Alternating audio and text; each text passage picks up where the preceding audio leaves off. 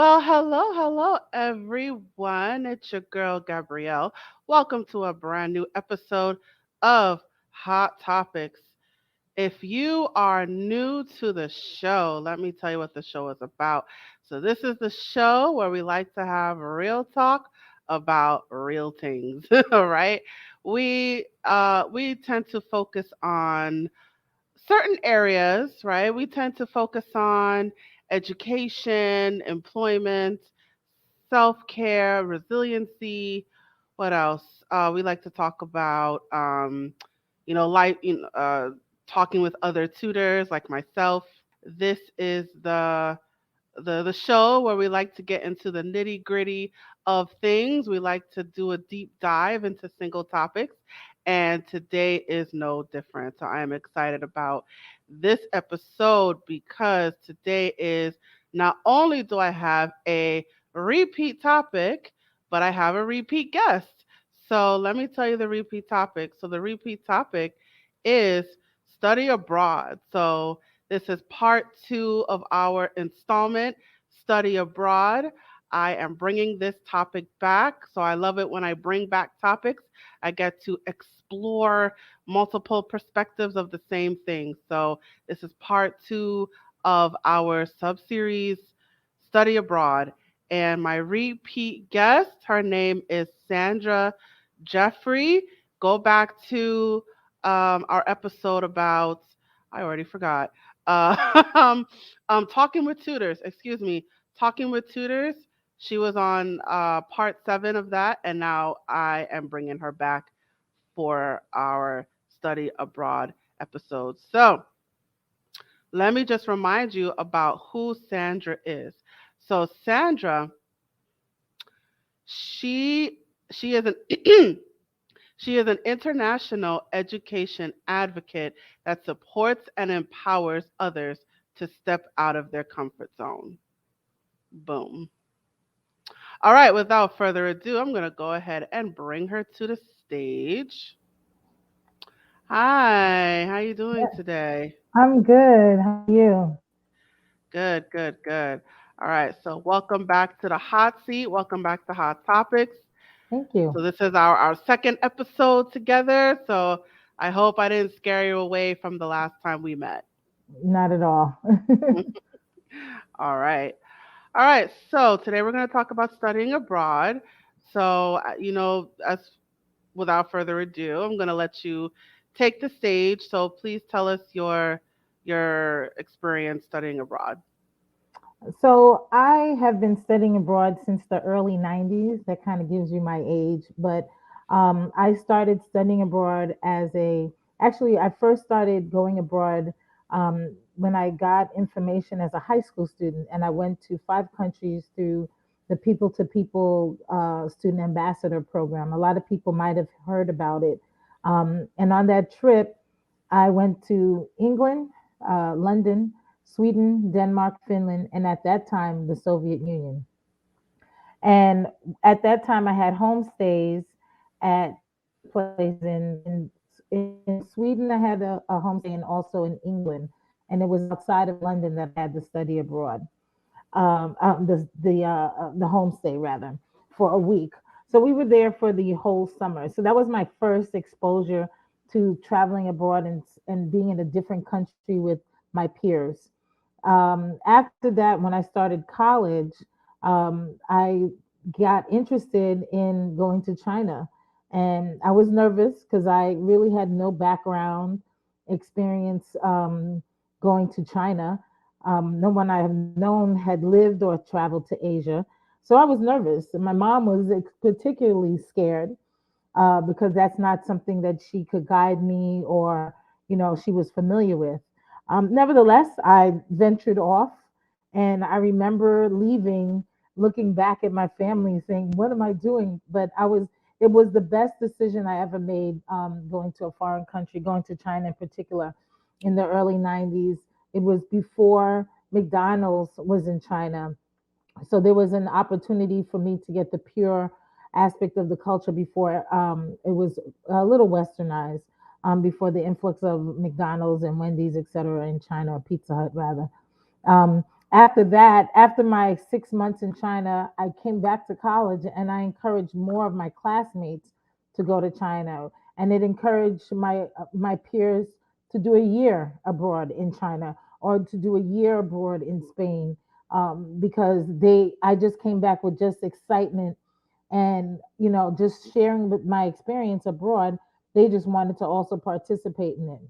Now, after I finished college, I went back. I kept going back to China. I actually went to Taiwan. I got a scholarship to go to Taiwan. And the most important thing about studying abroad is you can always find the opportunity, especially as a college student, because there's always an international abroad or study abroad office in your university.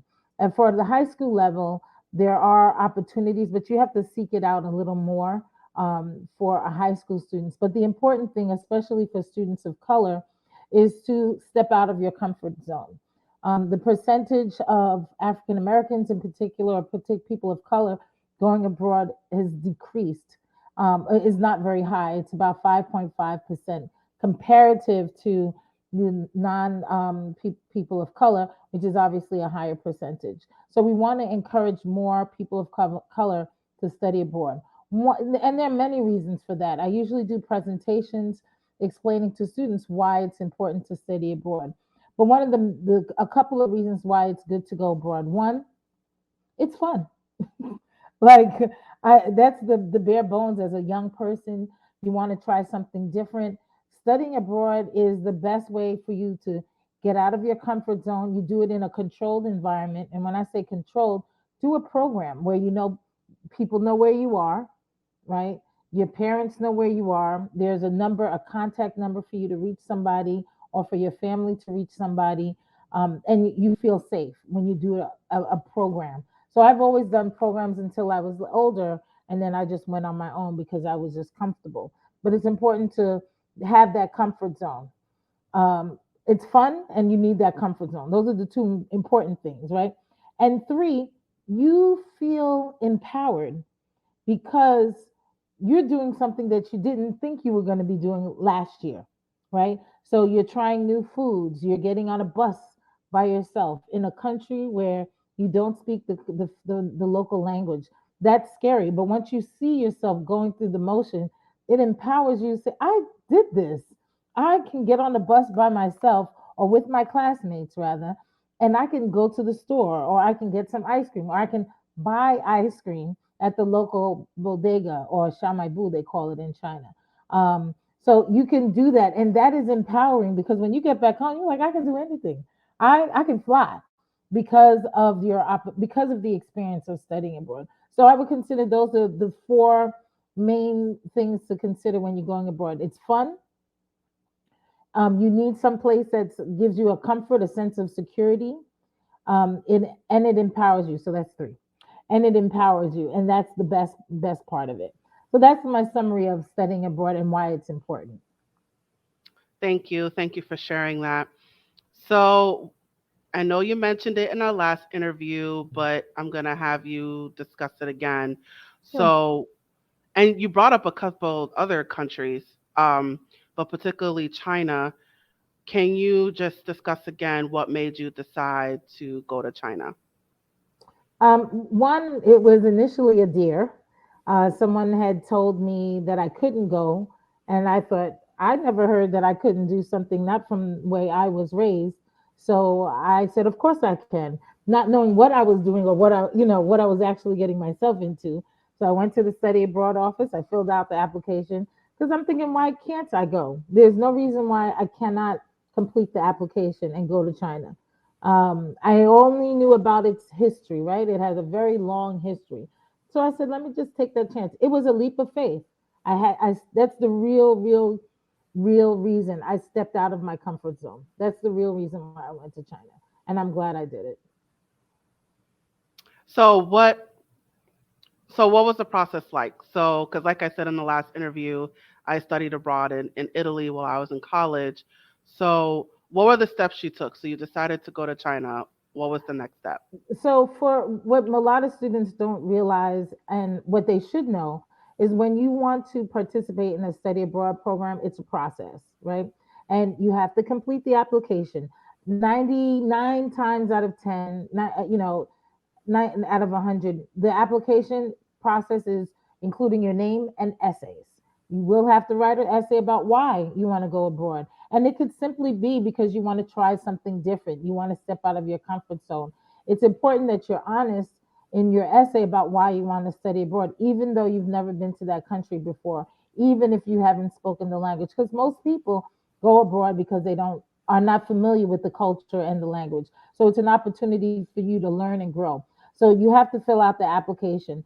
Every process is a little different, but there after you submit your application, your recommendation letters, your essays, etc., then that has to be reviewed by a committee, and then you're selected. Once you're selected, then each school or each program has a different pre-departure orientation process. A lot at back then they didn't really have one when in the early 90s, but today most schools and most programs have a pre-departure orientation process that allows you to be prepared for the trip, knowing you have to have your passport. If you have to have a visa, China, you have to have a visa. England, not every country requires a visa. Whatever the process is for the country you're going to, the program, well, you usually they provide you a summary or of steps, next steps of what you have to do in order to be properly prepared for the program and to get into the country. How much, what to pack. Usually they give you a list of what to bring and what not to bring on the trip. And knowing, a lot of times you're doing education, so you're taking classes. Bring your notebook, bring your pens. Things that are make you feel comfortable. Also, because you're not in at home. Yeah, yeah, it's definitely a process because when I remember when I went, it was well because my passport was because I was born in Trinidad, so I still had my Trinidadian passport plus Okay. the green card. So it's like because I didn't have an American passport, it was like an extra step I had to take because I had to confer with the Trinidadian consulate, as well as the U.S. consulate. So that's a whole other thing. But it was you got to make sure you have your visa. It's certain things that you can bring with you.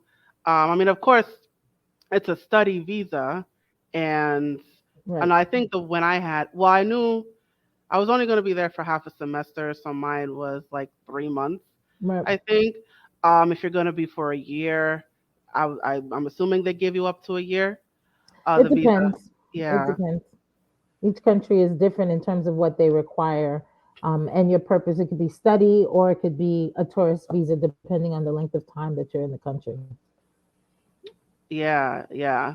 So it's you have to get the visa, and then the fact that you're going to a school, so now you have to figure out how is it going to work with like financial aid Yeah. or well, with paying for school, right? Because I lucked out because I went to a school that had a campus in Italy, as opposed to what happens with a lot of other students is they go to one college but they have to go to a completely different college. Mm-hmm. So now it's For you have to housing. re-enroll.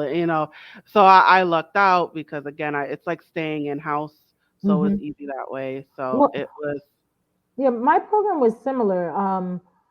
Yeah, because when I first went to China, because they had a partnership. I went to City College in Harlem, and they had a partnership with the school I went to in China. And so once we got to China, they were expecting us to get to arrive, and so we were able to stay on the campus of where we were actually doing our studies. However, when I was in Taiwan, I was at a private school. I got a scholarship to study Chinese at a private institution, and I had to find housing on my own. But I had already finished college at that time, etc. So I was more independent, but I still went through a kind of organized program. So every program is really different. But a lot of times, the programs, especially the universities, they try to make sure there's some type of partnership with the sister school in the foreign country to make sure that the students feel comfortable or to make sure they're not far from the campus where they're taking their classes. yeah, yeah. So I think that would be my recommendation for anyone studying abroad is, if, I mean, it depends on where you want to go, but if you could Mhm. stay either within the school, or find if the school has a partnership, like you Yeah, said, it does make it a lot easier. And if you want to enroll to a completely private school, that's, I mean, that's a lot more work. But yeah. uh, so now let's get into, you get to China. Where did you stay? So when we got to I was in Guangzhou, which is Canton, which is near the Hong Kong border. It's southern China. And once we got there at midnight. It was an adventure getting there. But because we ended up coming from Hong Kong to Guangzhou, and that was an adventure, just trying to figure out how to navigate, etc. So once we get to Guangzhou, we went to Sun Yat-sen University, and we stayed on campus. Now, they at the time we stayed in there, the first floor of the dormitories on the campus it was they treated it like a hotel. So people used to rent out the not rent out, but they used to use the hotel portion of the dorm, and then the upper floors was the foreign students dormitory. So we were in the foreign students dormitory, and then the first floor was the hotel portion. Now it's different. Most campuses today have just a hotel for people to get rooms, and then a huge foreign students dormitory.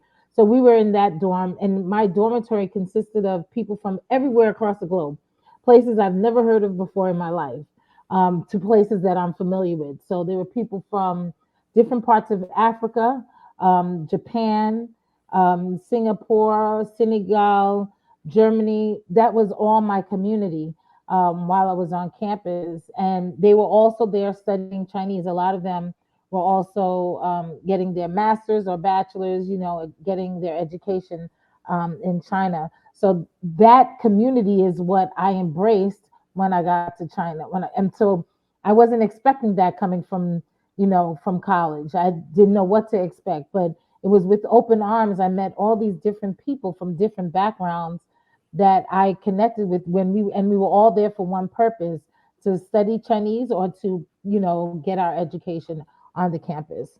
So we would go to lunch together. We would go to the cafeteria together. The school usually organized, and that's one good thing about the schools on the campuses when you go abroad. They 99% of the time they're organizing events for the foreign students, so that they can one connect and feel part of the culture in China or wherever you are, so that they can feel like they're embracing it and they can practice the language. So they would organize, volleyball games, or walking, or hiking, different activities with the people within our dormitory. And then we would organize events too. We would organize dinners, a potluck, an international potluck we would usually do. Or even if we're cooking dinner in the dorm, some dorms allow you to cook dinner. We would cook dinner on the campus, and everybody would try each other's food. So this is the community that you're a part of, but they're from all over the world, and that cultural diversity is so uplifting, because you're not really accustomed to that level, right, of interaction with people. People, but this level of interaction on a daily basis when you're going to classes, just learning and growing, is what fills you when you're going abroad. Absolutely, absolutely. So so it was like a hotel within the campus. Within the dormitory, yeah, within the that is on the campus, yeah. Oh, okay. So was that something that every student had to do? Was it required, or All were the there foreign other? students, no, all the foreign. So in China in particular, the foreign students live in the foreign students dormitory. Oh, okay. Because when I went, like, my school had living options. So, Oh, okay, yeah, you mentioned homestay, which is what I did. okay, And then there's the dormitory, if people wanted to do the dormitories, or if they wanted to find their own living arrangements. So, my school had options.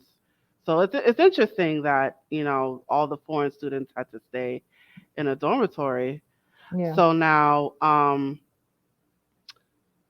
so now what So did you get to choose like what kind of room, or did you have roommates, or No, what was you it didn't. like in there? No, I mean you don't get that option. They're just, and I kind of agree with that. Like in the company that I ran a nonprofit in China, bringing high school students to China from New York, from America, and we did the same type of format. They came to China, they lived in the dorm, but we selected who they were going to room with, and it's important because people kind of click together, and we're trying to encourage others, for you to talk to other people, engage with others. So I didn't pick my roommate. From my school, there were 5 students, 4 people of color, and we went to China together. It was 4 girls and 1 guy. So they picked my roommate, and I just had to deal with it, because that's just life. And if she was a roommate from hell, then I still had to deal with it. But she wasn't. I've had great roommates over the years when I've done study abroad, but not everybody has, and I get that. But you try to work it out, and then you try to figure something else out, or talk to whoever's in charge.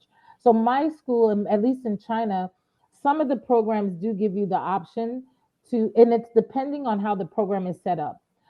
So if the program is set up for you to live in the dorm, that's where you're. Because when you're going into another country, you don't know anybody, you don't know anything. Most of the students, right? There are a handful that have a friend, etc. But most people don't have those connections, so they want to feel safe. So if the school is organizing and saying you're going to live in this dorm, then I'm going wherever the school is recommending, especially Mhm. for new people studying abroad. For the people who are more experienced, yeah, you can use the third option of finding your own place. But for the new people who are nervous, everybody's nervous when you're going to a different country because it's different. You don't know about the safety. You don't know if somebody's gonna, you want to make sure you're in a safe environment.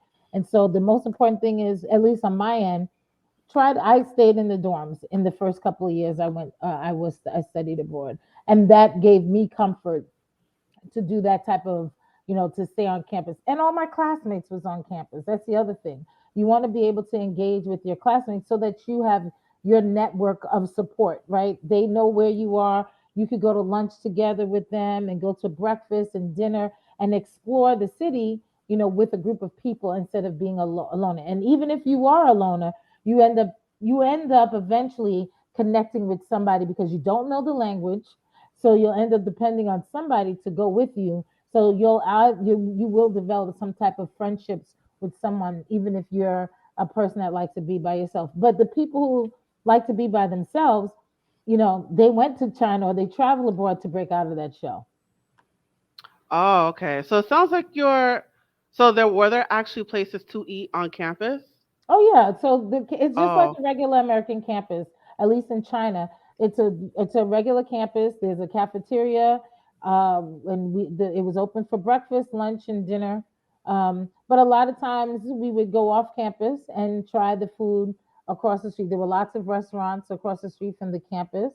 My campus was pretty big, and it was in the center of the city, so we were able to explore the restaurants in the area. And then once we got comfortable with our language skills, knew how to get on the bus with or take a cab with the people who can speak the language better than us. Um, we would take a cab, to a different restaurant and try different foods. So that's the other thing. The other foreign students in the building, they had been there for a year or two longer than us. So they were familiar with the different restaurants and things to do. So they would give us recommendations a lot, and we would say, okay, well, whenever you're ready to go, let me know so I can join you. Because I couldn't go by myself. I didn't even know how to get to the restaurant. So, and even if they wrote it down on paper, sometimes I would take that, but then I had to make sure I know how to get a cab to get back to the dorm before the gates closed. So it was just like being in a U.S. dorm. oh wow. So my your school is very inclusive because mine, there was no dining area in the Okay. school, so we had to eat outside. Okay. So Damn. just hearing you talk was like, oh wow. Yeah. My campus was not like that. It was, you're here for classes, and that's it. Go into the community to eat something. But so I'm wondering now, because your campus was so inclusive, how many did you get a sense that there were a lot of students that didn't really venture out, that didn't really venture off of the campus, Oh, you everybody know, ventured off and campus. explore, or everybody did? Oh, Everyone ventured off campus because after a while, well, we would organize, like I said, the school organized trips or programs for the international students, for the foreign students. And there would always be somebody in the dorm to say, hey, we're going to, at the end of my campus, for example, there was a boat that took us to Beijing Lu, which is a like a strip for shopping. And there's a long way you can get there to take the bus, but our school was like at the end of the a lake, or at the end where it was located. You could take a boat to get to that shopping area. And so we didn't know about it. Somebody mentioned it and said, hey, I'll take you if you want to come with me. And so we said, okay, yeah. So there was always, and somebody was always, traveling somewhere and venturing off campus, because everybody was trying to help the new people because they know how difficult it was for them, and so they're always helpful for other people. It's a lot of it's a lot of paying it forward. It's a lot of paying it. Can you hear me? yes, I can. Oh, I can't. It's a lot of paying it forward for a lot of the international students. There's a lot of support, a lot of help, a lot of encouragement. Even when you're speaking Chinese, for example, there would be somebody helping you with your Chinese and saying, "Oh, this is how you should say it," or "This is how you should," or because we're all struggling, and when you're struggling, somebody else helped you, so you want to help the next person around you. Yeah, yeah. You can hear me? Okay, No. Okay. We're having some okay, I got you difficulties. now. You can hear me now? Yes. All right, all right. We had some difficulties and we're back. All right. So it's I guess it's commendable of the campuses because they want students to venture off Hmm. campus, so because I think my what my school did was um there were some classes that I took where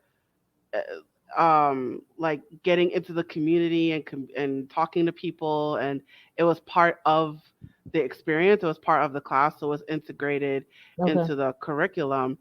And then and the fact that we were still college students, right? So of course you had the students that were like, we want to party, right? So Right. how do we party in Italy, so so of course you had those students that college is college wherever you go in the world, right?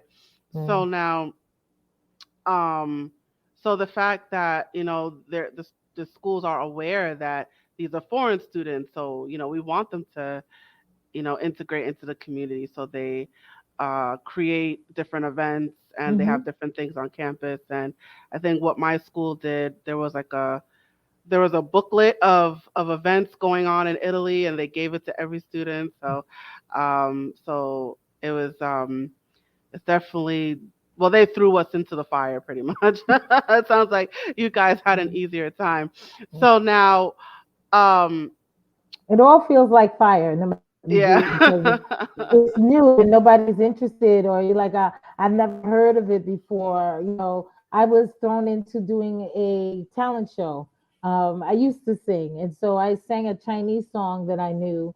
And then next thing, and I was shy, I didn't want to do it because, but next thing you know, I'm at the bank and somebody's telling me, oh yes, you were on TV, and I wasn't on TV, but I was. Apparently, they televised the talent show that I performed in. I didn't even know. So they kind of throw you in the water, in the fire. But it's fun. It's life in China, and it just changes your perspective on things also when you're thrown in the fire because you survive, right? A lot of times you don't think you can, you're not going to make it because this is so different. But those experiences abroad, I can handle this. I can handle anything, and everything is not that serious. It's just exploring. It's just trying something new that you've never heard of before. Yes, but there is light at the end of the tunnel. Yeah, absolutely, absolutely. So, were there any like safety issues being in a different country? I know, like when I went, it was like you always have to like keep your stuff, keep your property close, or people will steal it, and people will just stare at you. So, were there any? Did you get any of those pep talks or safety warnings or anything like that? Yeah, I mean, we got the safety talks for everyone in general, right? I'm from New York, so I automatically I'm always protective of my belongings, right? I always have it close to me, whether I'm in New York, China, or anywhere else. I'm always trying to be protective of myself. But they gave us the talk. They told us be conscious, be aware of your surroundings. Don't walk alone at night. But China is it's very, very safe compared to the U.S. in terms of walking around. At night. I tried not to do that, of course, but if I did it, I was always with a group of friends, right? So even in the U.S., you don't want to walk around at 2 o'clock in the morning by yourself because it's just not safe.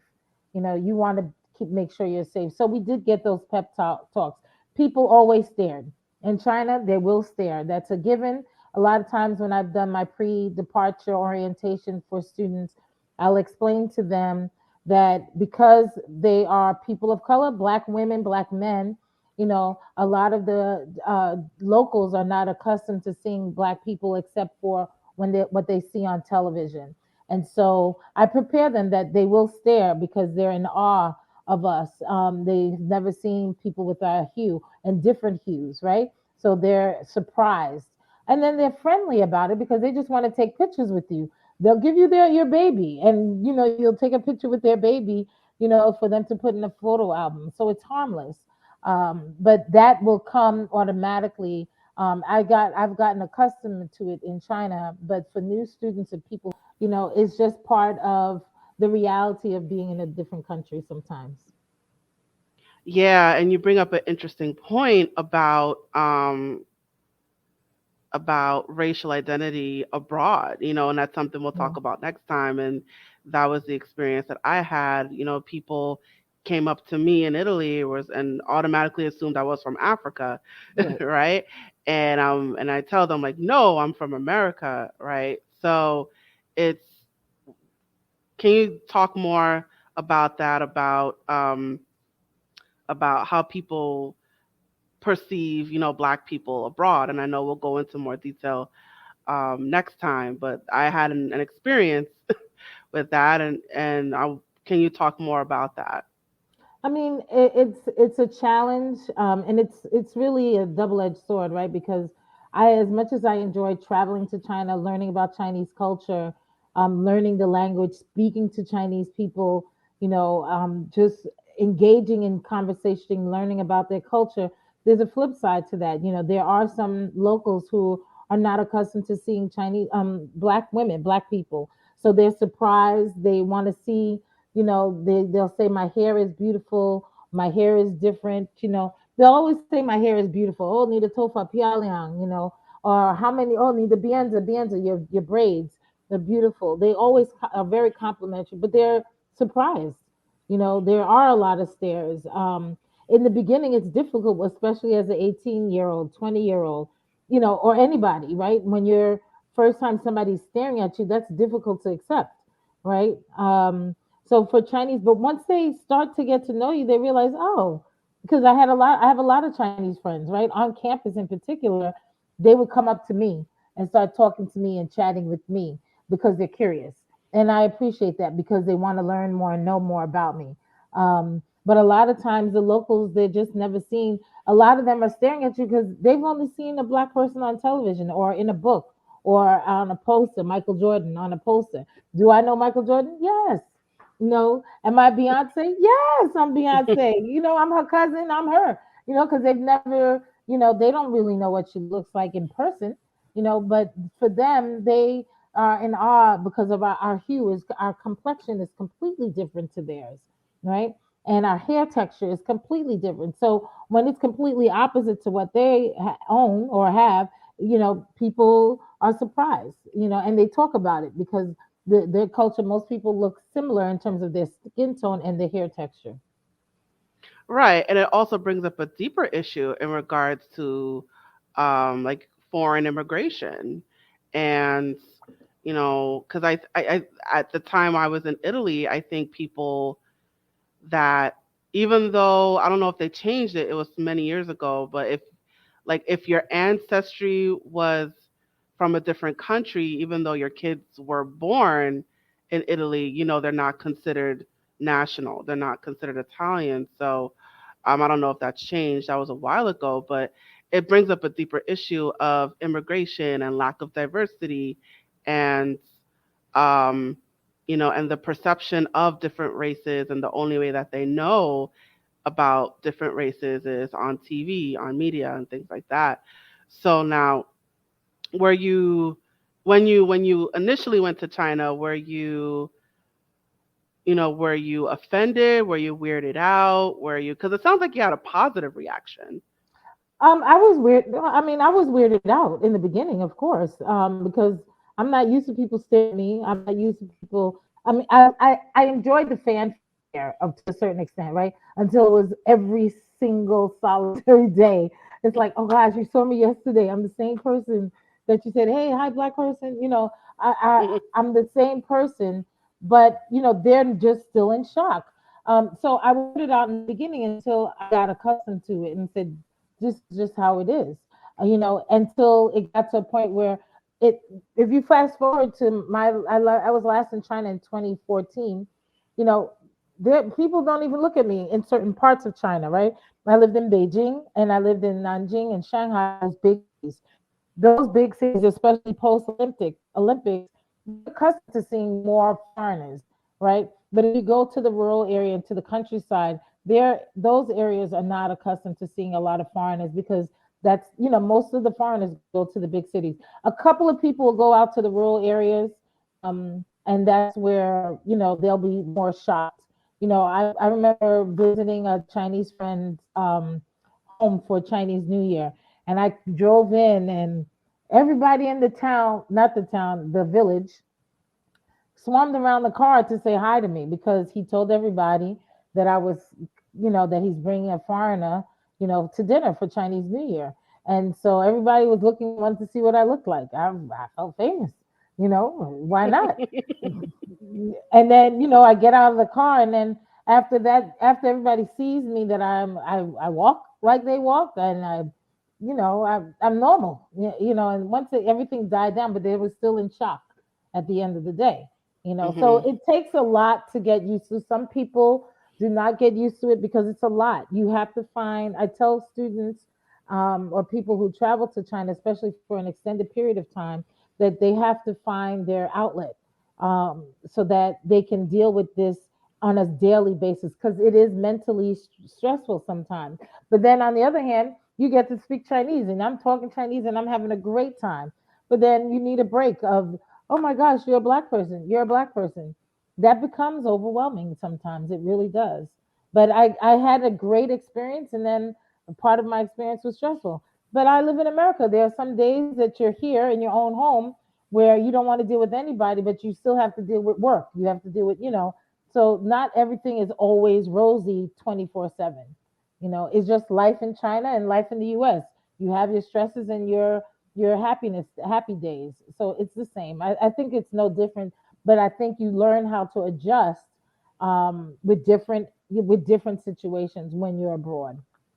Yeah, yeah, it's something. I mean, it wasn't as bad as I went, but you do notice you stand out, Right. right? So, and if you stand out, people are going to treat you a certain way, and it sounds like you had more like positive racism, you know. Well, So, did I you don't have any know. I negative mean, I racism? don't know if it was positive racism. I call it a lot more of lack of knowledge, more ignorance than racism, because they didn't know. If you don't know, you can only act on that ignorance, right? Because you're not educated about it. So the more people, but then later on, more people got accustomed to seeing black people, right? Well, not only black Americans, they were Africans, right? So they got accustomed to seeing them. So their perceptions of black people, kind of went away, right? Because they were no longer staring at you. So my last time in China, I'm in Beijing walking nobody's paying attention to me. No, I'm just walking down the street. I'm just like another person because they're accustomed to seeing me. I have had some negative experience. I think I applied to a job teaching English somewhere. And I wasn't there to teach English, but sometimes I wanted some extra money. I taught English. Um, and sometimes I went down to the job interview and the person said, I have a graduate degree. Okay. Um, and so I went to the interview, and once he saw me, he realized, oh, he said, oh, I realize that you're not qualified for the position to teach English to kids. I said, and I'd rather you tell me up front that you don't want black people and instead of having me waste my time to get there, and realize that I'm black and realize, oh, you don't want a black person there, to teach your students, or not even to teach your students, but, to be a part of your company, and that I've had a lot of different incidents like that throughout my time in China. And that's just a reality, but that's also reality in America, you know. But they do it a little subtly in the States.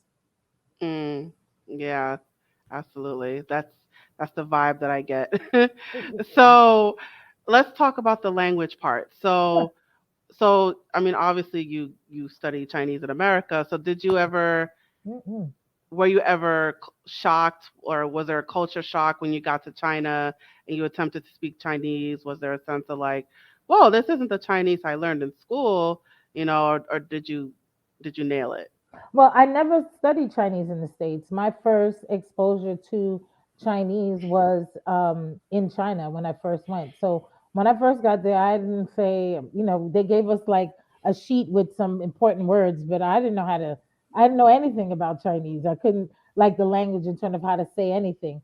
So when I started my classes in mainland China, that was my first learning experience of learning Mandarin Chinese. When after my first experience, then I started taking some classes here and there in college and law school. But before that, I had no exposure to Chinese.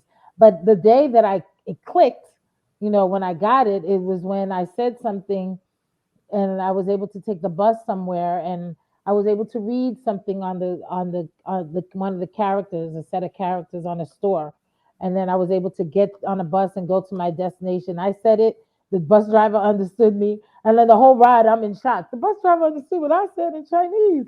I can, and then he said it again because it was time for me to get off. The whole time I'm thinking, I just said it, and he understood me in my Chinese. I got off the bus. I had to say what I had to say to go where I went, and then when I came back on the bus to go back home, I said my school, and I got because I was nervous. I didn't want to take the wrong bus. All these little things come into play because you have to know which bus to take, where to pick up the bus, right? You have to say which bus you want to take because you want to be able to ask people which bus, where the bus is. And so once I took the bus and I got back to the campus, I'm patting myself on the back the whole day because I didn't have to depend on anybody for me to translate or to communicate with to get around the city. And that was triumphant for me. So I studied Chinese in Taiwan. I got scholarships throughout my time in college, in grad school. I got scholarships most of the time to study Chinese. Oh, okay. So I didn't realize all of your exposure to the language came from China. Yeah. So that so now let me flip it then. So when you came back to America and you spoke Chinese, was there a sense of like, whoa, the way they speak is different than how Yeah. I learned it? No, no, it's the same. Because I had the benefit of studying in mainland China and in Taiwan, they use simplified and traditional characters, respectively, in those two countries. So those places, I should say. And so when I came back, I can understand. Like I was able to communicate, and Chinese is Chinese. It's not different. And versus going from China to Taiwan, there are certain phrases, just like in the different Spanishes, right? There are different ways as from what they say in Spain versus Puerto Rico. The Spanish language varies. So time between China and Taiwan, there are some slightly different things, but the characters are the same. It's just written a little differently. And most people are always shocked, that I speak Chinese whenever I speak it. Ah, okay. All right. All right. So we'll start to wind things down now. So what was your best memory studying abroad? Ooh, there's so many. So my best memory, I will say, that when I lived in Taiwan, my first Chinese music was that I listened to that I loved was by someone named Coco Lee Wen, and the organization that I worked for, getting the high school students to China. We did a concert to celebrate studying abroad for international students. So it was a collaborative concert with Will I Am, John Legend, and some other Chinese artists, and Coco Lee Wen. So she was one of the performers, and I was able to meet her backstage. And so I thought that was the coolest thing because I started studying China. I was in Taiwan in the early 90s, mid 95, 96. And then years later, I'm able to meet like the first Chinese artist that I fell in love with her music. So that is my favorite, my coolest Chinese experience. Awesome, awesome, awesome, awesome. All right. So, words of wisdom. What words of wisdom do you have for our audience? Maybe there might be someone who's interested in studying abroad, or any someone that wants to take the leap or anything like that. So, what advice do you have for our audience? My advice is to go for it. Do your research, do your homework. Don't over research. Don't over, research, but do it. That's the simplest thing because when you overthink it, it discourages you. So make the decision and do it, and then follow through, and just take the chance. And you distinguish yourself from everyone else because everybody's not studying abroad. And once you do it, then you feel invigorated once you study abroad. When you come back, so my advice is to just do it. Oh, okay. Oh, so speaking of that, so when you came back to America, how did you feel coming back? Because when I came back to America, like I felt weird because I lived in Italy for 3 months and then all of a sudden I had to readjust, Yeah, right, to yeah, yeah. American life. So how was it like for you coming back? So the longer times I stay in China, it's harder for me to readjust, right? Sometimes we say we should have reverse cultural shock, orientation, because if we just readjusting to back to American culture becomes a challenge. But it was a little weird, I can't, I have to speak in English, to communicate, whereas in China every day to survive, I'm speaking in Chinese. So it was an interesting adjustment. But it was, everybody was like, "You're back in China." But I felt like I was on top of the world too, because I was just always talking about China and what I did and who I met and what we did. And, I could say these things in Chinese. So I was like a kid, in a candy store. I was very excited every single time I came back from China and waiting to go back. And we didn't even, address this. Were there things about Chinese culture that shocked you that was different from American culture? So, like for myself, I learned about a bidet. I didn't know what that was. Like, I just Oh, saw this yeah. mini toilet. I'm like, what is that? And then, they talked Oh, about it in one of my classes. Like, oh, it's called a yeah. bidet. I was like, oh, really? So, what were some things about China that shocked you about Squat. something about Chinese culture? As you talk about the toilets and squatting, squatting was the Yeah. biggest cultural thing that I didn't expect, and I had to adjust. Like there was no way for me to get around it, but and using chopsticks. So those are two extremes, right? One is squatting, and that's just natural in China, and then the other thing was using quite chopsticks. My first time getting there, the next day after we arrived, we went to get dumplings. I didn't know how to use the chopsticks, and I was a battle between me and everybody else, and everybody was just eating the dumplings, and I couldn't get the dumplings because I was just trying to get this one dumpling in my chopstick, and it kept falling. I was just focused on it. And then next, once I got it in my mouth, when I looked in the plate, everything was gone, and everybody's like, "You snooze, you lose." So I was like, I need to make sure I know how to use chopsticks.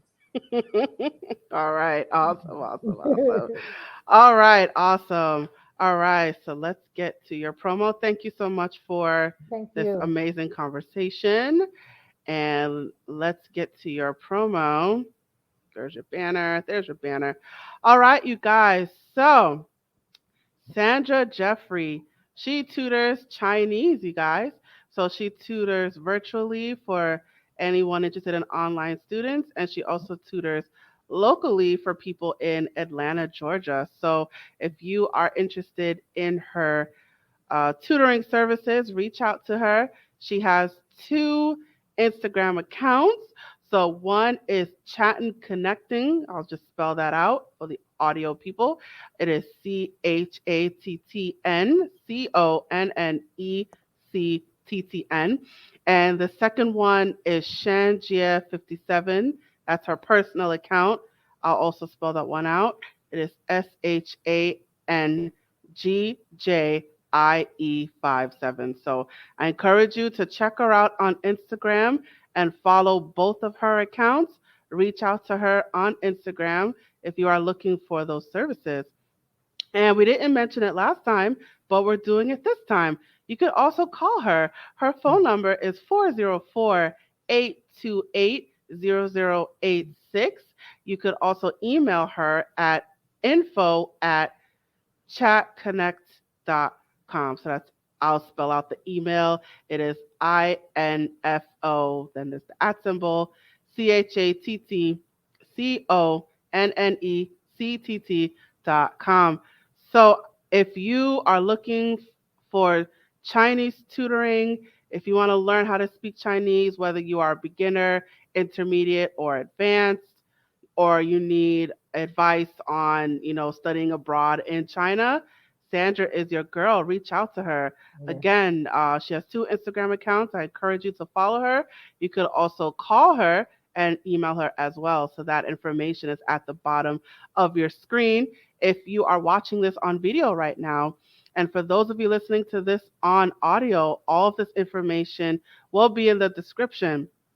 So either way, all of this information is at your fingertips. So whether you're watching this on video or listening to this on audio, all this information is in the description. It is at your fingertips, and I encourage you to reach out to Sandra if you are looking for Chinese tutoring services.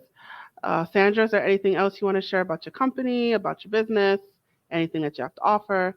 We also sell T-shirts that encourage people to learn about Chinese. So my T-shirt here, it says "I speak Chinese," and then it also has it in English, or it has it in Chinese phonetics and also in characters. I have T-shirts that say "Hello," "Ni hao" in Chinese as well. And you'll see it on my Instagram page. So if you're interested in some Chinese T-shirts that say simple, fun Chinese phrases, please go to my Instagram page. On both of them or one of them? On the Chatting and Connecting Instagram page. All right, so the Chatting and Connecting, you heard that, right? You need some T-shirts, depending on when you are watching this or listening to this, it's the Christmas season or just whatever, right? Someone needs a birthday present, a Christmas present, a Hanukkah present. You want to give someone a T-shirt as a gift, or you just want a spare T-shirt. You're running out of clothes. You need more clothes. She's selling T-shirts. Go to her Chatting Connecting Instagram page, and you can buy a T-shirt. So I encourage you to buy those shirts. What sizes do you have in those I have shirts? all sizes. Just it's once you place the order, I can just get the shirts over to you. All right, and is it just like domestic shipping, international shipping? No, just domestic shipping at this time. All right, so just domestic shipping, all sizes, you guys. So there you go. So go to her Instagram page, Chatting Connecting, and buy a T-shirt, and make sure you follow that account as well as the personal account. Yeah. All right, so I am going to play this video. I want to make sure that we get this video in, so I'm going to play her promo video right now. Ni hao, I speak Mandarin Chinese. That's right. I recommend Chatting and Connecting. Chatting and Connecting is an international education consulting organization that advises students on scholarships to study abroad. Their premier program, Chatting in Chinese, teaches Mandarin Chinese in a structured, fun, and easy way. You will learn the numbers, introductions, and other common phrases, along with the ability to read and write Chinese characters. The Chatting in Chinese program teaches both private and group classes for adults and children. For more information, go to Chatting and Connecting on Instagram. That's Chat and Connect with 2 T's and the letter N. Or email at info@chatconnect.com for the upcoming class schedule. Awesome, awesome, awesome. All right, Sandra, thank you so much for joining me again. Thank you, Cecilia. Awesome, awesome. All right, I'll put you backstage now. All right, you guys, we have reached the ending of yet another episode. I'm just looking for my banner. Where's my banner? There's my banner. I'm always looking for my banner. I'm like, there it is. All right, you guys. So, that is it, you guys. I hope you took a lot from this conversation. I know I did.